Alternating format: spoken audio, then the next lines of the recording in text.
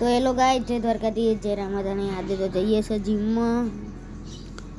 જો આપણી રાણી રહી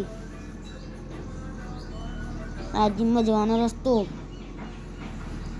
જો માહોલ ગરમ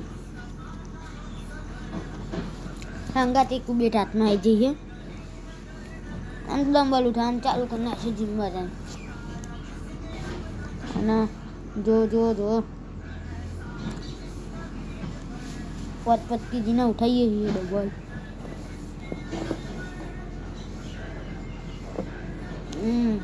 જો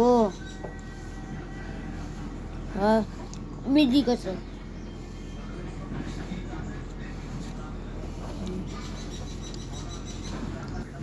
કરવામાં મજા જ આવતી હતી. બાકી તો હવે જો માહોલ ગરમ કરીએ કાયદેસર. જો ખાલી